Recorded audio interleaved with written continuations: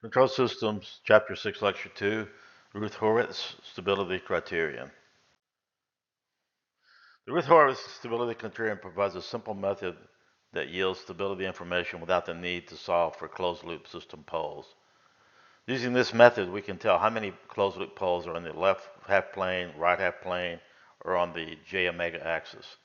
Notice here we say we can determine how many, not exactly where they're located. The Routh-Hurwitz method requires two steps. First, we have to generate a table called the Routh table. And second, we have to interpret the Routh table to tell how many closed-loop system poles we have. Let's take a look at an example. Suppose we have the following closed-loop transfer function. We want to determine stability by the Routh-Hurwitz.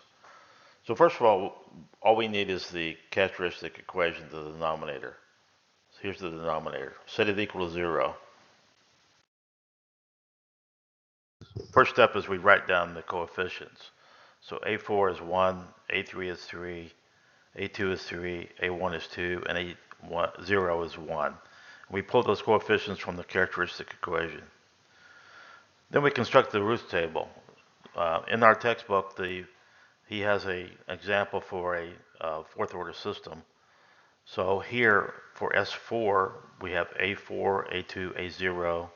For A3, we have A3, A1, A0. And the preceding rows are filled out using the following determinants. So here, the first entry is A4, A1, A3, A2 in this order, divided by A3. And we continue on using this as a guide to fill out the Routh table.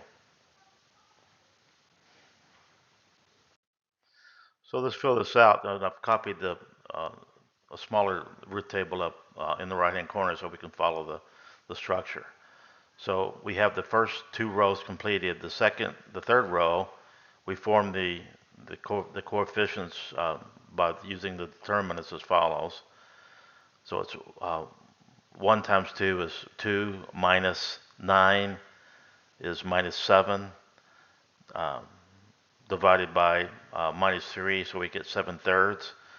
And here we continue on following this pattern.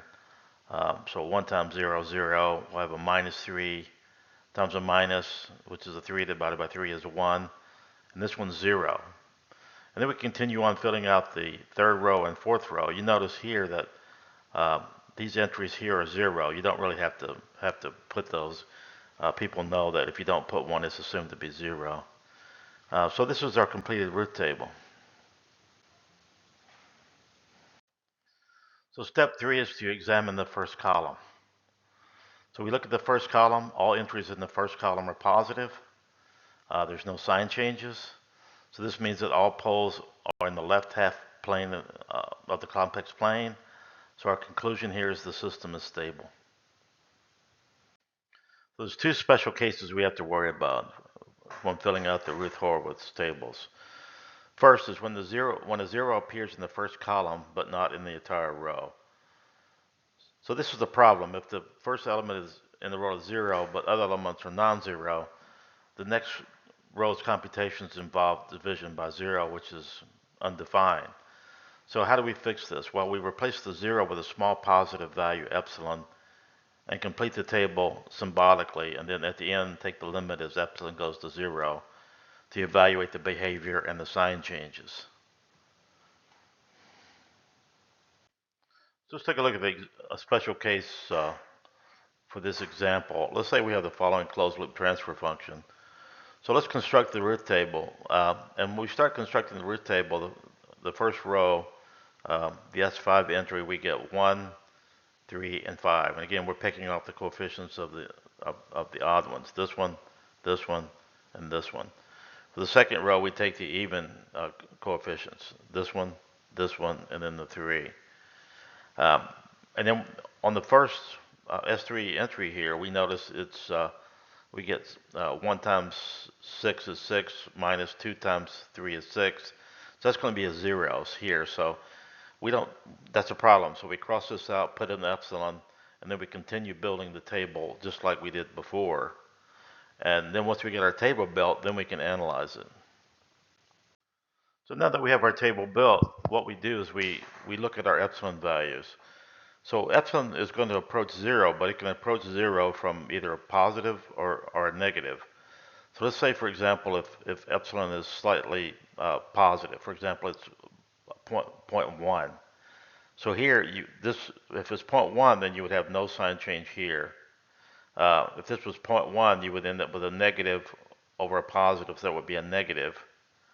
Um, and then it really doesn't matter. You can continue evaluating this, but you have a sign change. So that means it's unstable. So let's now imagine that epsilon approaches zero from the negative side. So epsilon here is slightly negative. Well, then you have a slightly negative and a positive, so you have a sign change there. So, you can continue on evaluating these, but the problem is you have a sign change and another sign change. You have a sign change and another sign change. So this system is unstable. It's not a special case when the entire row is zero. And that indicates a problem because if a row of the table becomes entirely zero, it indicates you have symmetric root pairs about the origin or you have pure imaginary roots. And this is potentially marginally stable. So you cannot continue the table using zeros. So let me show you how to fix that. So the solution here is to use what's known as the auxiliary polynomial.